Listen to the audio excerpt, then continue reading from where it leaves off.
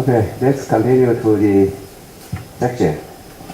The first speaker is Professor Tsun-Jen Cheng. He's a physician and obtained and received his PhD degree from Harvard. He has been served as the Director of Department of Occupational Safety and Hygiene at the National Taiwan University Hospital, and also for the Institute of Occupational Medicine and Industrial Hygiene at the National Taiwan University. Today, he's going to give us a talk about the inhalation toxicology of ambient particles.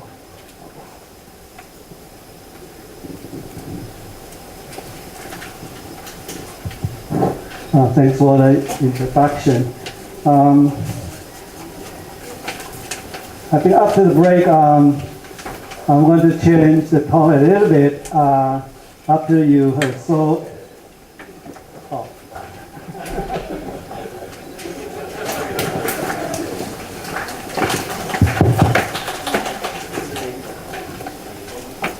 Okay, we heard a lot epidemiological studies. Now I'm going to talk about toxicological study. So I promise I'm going to give you as many as pictures instead of tables. Okay, so you won't fall into sleep. Okay, I'm going to talk about acute toxicity of ambient particles and focusing on change of heart rate, blood pressure, and heart rate variability. And then I move on to subchronic toxicity, looking into the glucose homeostasis and cardiovascular damage in hyperglycemic rats. Well, each time I always begin with this painting by a French painter, Claude Monet, and apparently he liked this place. This is a water bridge in London. He went to this place for many, many times. Actually, the similar painting was over 30s.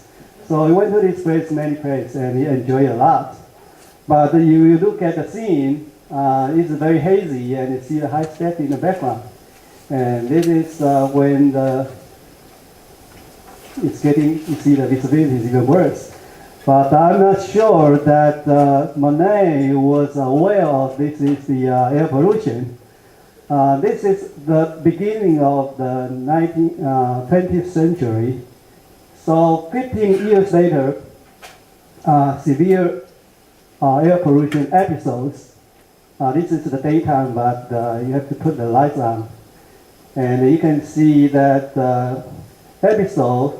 during the episode, there were at least over 8,000 people were killed. And so because the severe air pollution effects, so in many Western countries start control the air pollution with the Clean Air Act.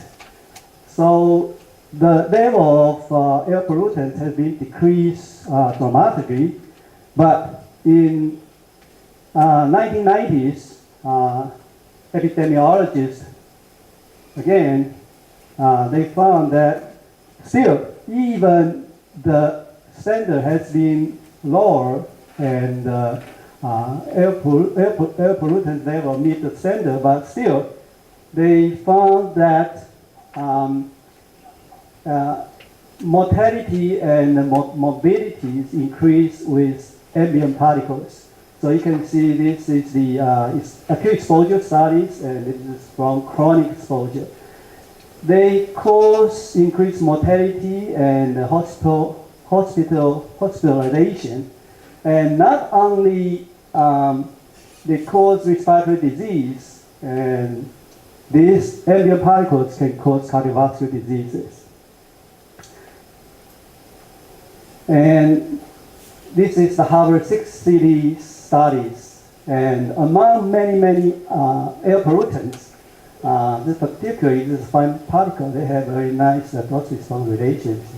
Apparently, the fine particle, which is so-called PM 2.5, plays very important role. And here I introduce this particle a little bit. PM 2.5 is a fine particle with diameter less than 2.5 micrometer, which is very small. So you have to look at the microscope. And you may be aware of, heard about the PM10, which is the larger. But smaller particles tend to go into deep lung and cause inflammation and subsequent respiratory diseases. And the fine particles were caused by combustion.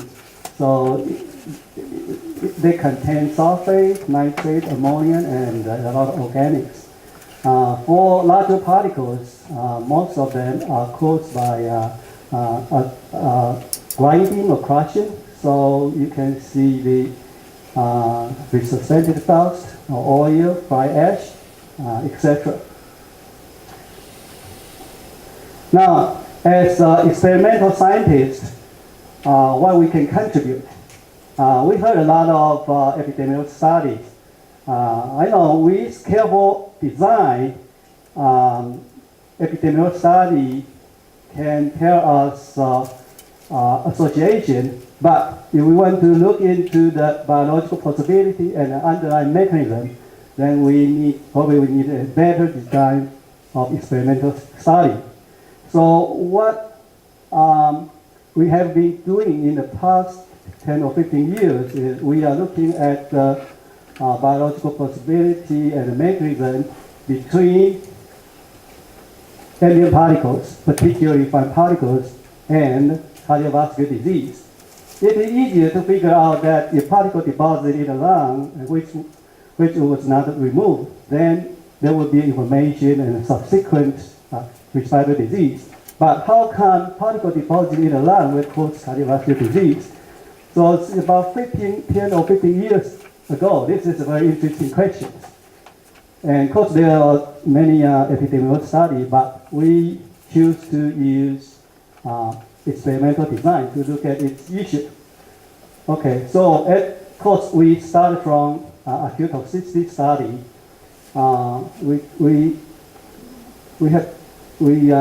The first thing we want to do this study, we have to construct exposure system, because we think the traditional intratracheal installation, which is best physiological way to do experiment. That means you collect particle in the filter paper, then we suspend it in the medium, then inject them into the airway. But now I think we are lucky to have support, so we like to do some inhalation study.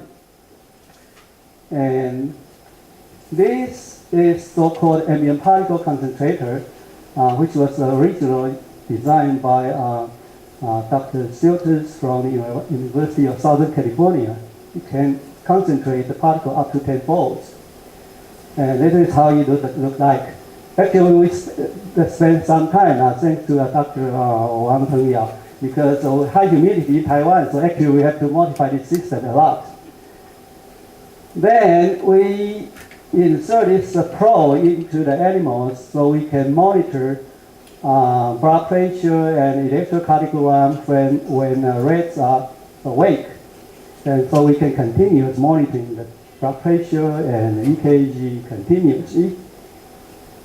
And in addition to heart rate, blood pressure, we also look at heart rate variability. And there are two indicators we calculate from this EKG. One is the standard deviation of an interval, or standard deviation of our interval.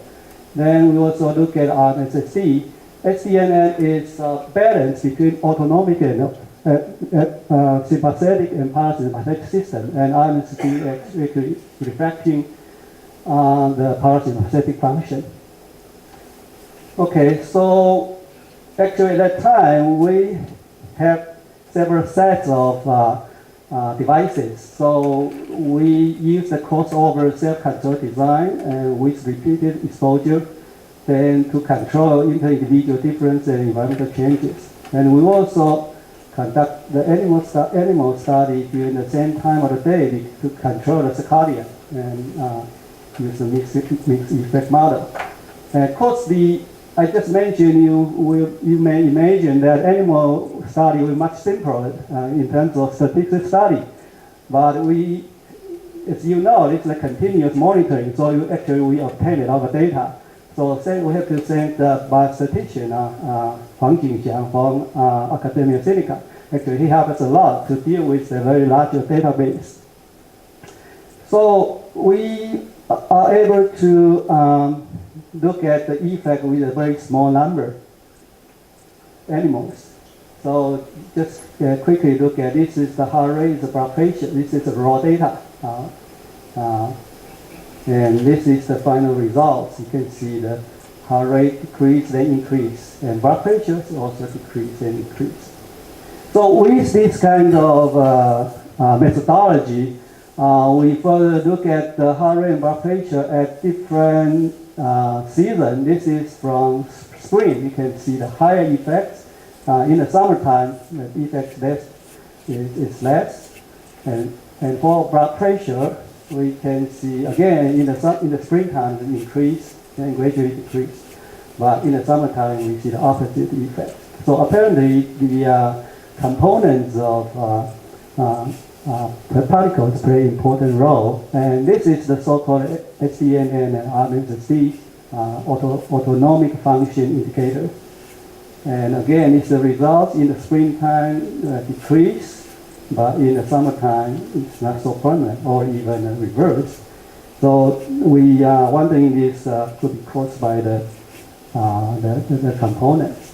I just move quickly, just show you that particle at different time, different season, or the different size fraction may have a different effect.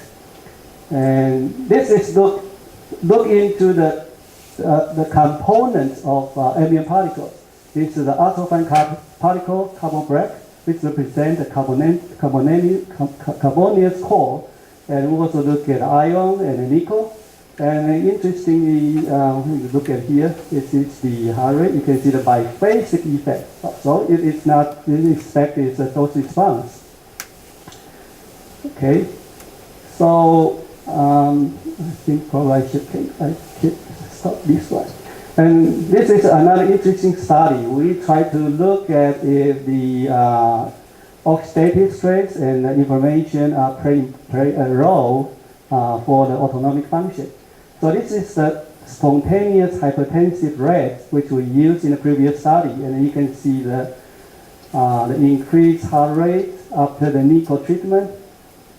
But when you use the wild type of SHR, which is WKY rate, you can see the effect from here. So apparently that anti-oxidation may play a role. Then we treat animal with the antioxidants and HDH16 or anti-inflammatory agent. Then you can see the effect decrease dramatically. So our study indicate PM-induced alteration of cardiac autonomic function, and the PM components may account for the difference. And the PM-induced autonomic function may be mediated through the oxidative stress or inflammation. And also our results support our previous epidemiological studies. So this is a quick acute study. We showed the effect of autonomic function. But as we know that most of the cardiovascular disease are from myocardial infarction. So now the next step is look at the ambient particle, because ambient particle may cause systemic oxidative stress and oxidative dysfunction, or even platelet activation and causes thrombosis, then myocardial infarction. Okay, so there are so many targets to look at, and we think that look at diabetes would be an important issue. And actually, diabetics was found to have higher risk with PM associated with cardiovascular disease. And this is the proposed pathophysiology. In diabetic patients, we find increased oxidative stress, which affect endothelium, cause vasoconstriction, inflammation, and thrombosis. And in fact, particle can also have this effect. So we conducted a study which used intratracheal excitation instead of inhalation because we can have a better dosage calculation. And you can see for oxidative stress, inflammation, and endothelial function, either diabetic, non-diabetic, or diabetic, hyperglycemic animal, you can see the increase, you can see the increase oxidative stress with particle exposure. And we also have interaction for DM and the particle with markers of oxidative stress and endothelial dysfunction. So actually this provides some mechanistic support. But in addition to look at the susceptibility of diabetes as a susceptible population, we actually were more interested to move step forward. We are wondering if the particle can induce insulin resistance and subsequent to the diabetes. So at that time, there's one article published to demonstrate that there's possibility of traffic-related air pollution, particularly particle, can associate with the incidence of type 2 diabetes. And this is one of our studies conducted in the cohort of elderly, look at the risk factors for atherosclerosis. So there are many risk factors, including cholesterol and other factors associated with atherosclerosis after PM exposure, particularly for hemoglobin A1C and fasting glucose. So this tells us there's a possibility that the particle can cause the insulin resistance and eventually lead to diabetes. And this is also a simple short-term study. Animals with high-fat diet, when they were exposed to PM2.5, you can see that increased hormone IR. Hormone IR actually is an indicator of insulin resistance. So this is only a short-term study. Now we will move on to the subchronic study of ambient particles. And we want to look at the insulin resistance and cardiovascular damage in hyperglycemic and healthy rates. But before we move on to subchronic study, for example, 3 months of experiments, we used to count on particle concentrator, which is very useful, but very difficult to maintain, and it's also very labor intensive. So we have to think about if we can construct any exposure system which is more simple to operate. And we actually take the advantage of our air pollution level, because in Taipei, the level is much higher. So I'm wondering that probably we don't need that concentration. We can just use the ambient particle as it is, which will be high enough so we can see the effect. So this is the exposure platform we construct. It is very simple. We just use the regular individual ventilation exposure system, which you use regularly in the maintained the animal in its chamber. But we put HEPA filter before the inlet, and this will be the filter air, and the one without HEPA filter, and they will be receive the whole air. So the difference will be the effect of particles.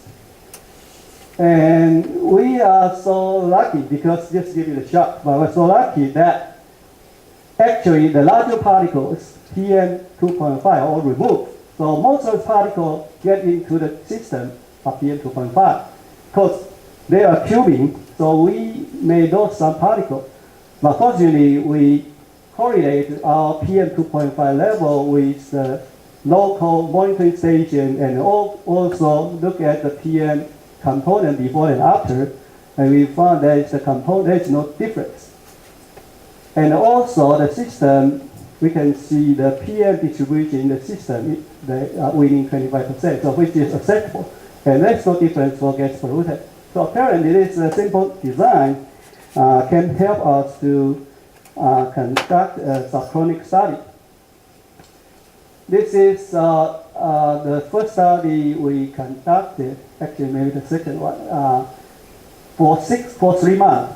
And the average concentration is about 13. And as you may know, that the guideline from WHO is 10, and the current user standard is 12, and Taiwan is 15 micrograms per kg. So it's very close to the air concentration level in most of the developed countries. Not very high. So it's very, the real world, real ambient particles. And the components actually reflected the situation of traffic in Taipei. And this is what we have in the hyperglycemic rate, which is induced by HCG. You can see increased hemoglobin A1C, which is indicator for sugar in the past 3 months. It increased with the particle exposure. And we also found increased fibrinogen, which is a coagulation factor. This fibrinogen actually was commonly seen in the short-term experiment. Now, in a long-term study, we also found that it increased the fibrinogen. And in addition to that, we also see the interleukin 6, which is an indicator of inflammation. Okay. Then we move on to the pathology finding. This is the control, and this is this is with the particle exposure. You can see the higher focal myocardial inflammation. And this is the aorta, and this is the exposure one. You can see the increased wall thickness. So you can see that here, filter air, PM, they increase.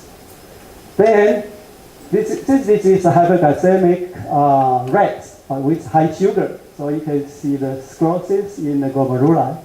But when you look at the animals with PM exposure, although there is no difference in terms of glomerular score, but when we look at glomeruli with advanced glomerular sclerosis, actually is much higher. And we also look at the tubular change, and group with PM exposure actually also have higher percentage of tubular damage. Then we look at the PM in healthy rats, and again we see the increased IL-6 inflammation, AOCG, a marker of oxidative stress.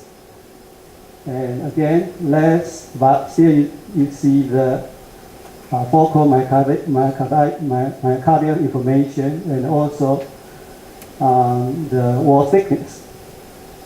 But the most interesting part is this one. We did not observe increase of glucose level, but the insulin level, the fasting group insulin level, we see the difference for the fasting insulin level. And by counting the home IR, you can see a significant difference. The PM 2.5 group actually is much higher. So put this all together, this is a relative low concentration, and we see the PM-induced macro, it's the aorta, and the microvascular, which indicates glomerular change.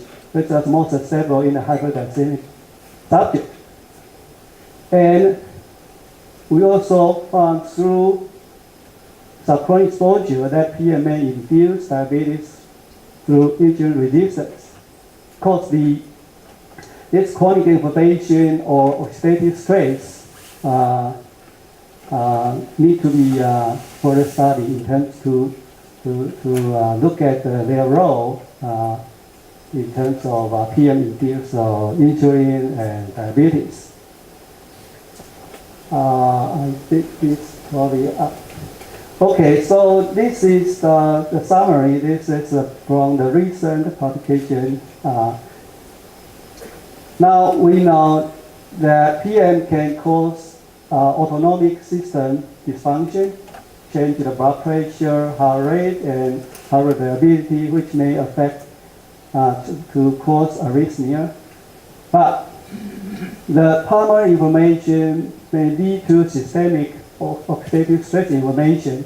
And in our study, we found increased fibrinogen and increased insulin resistance, and also the further damage of maybe through the atherosclerosis in the target organ.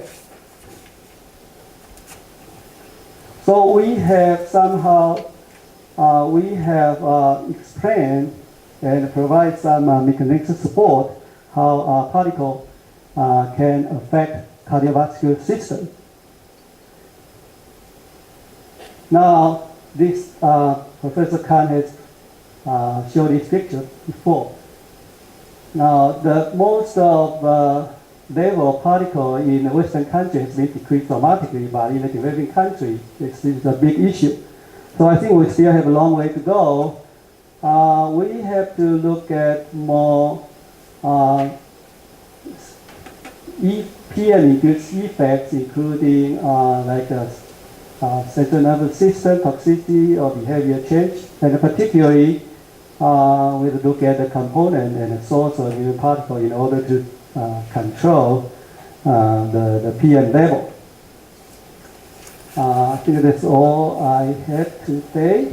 And of course, we have to thank a lot of people. Professor Zhang here, 15 years ago, he started that persuade the Taiwan EPA to support the PM 2.1 study. So we have that little luxury to conduct this kind of state-of-the-art study. And Professor Huang, I mentioned, and he helped us to deal with the big database for our monitoring data. And actually Professor Chen from NYU, and he gave us a lot of advice and suggestions from the very beginning. Of course, there's a lot of faculty students, master students, and also research assistants. And we're happy to have a chance to contribute to the toxicological study of ambient particles. Thank you.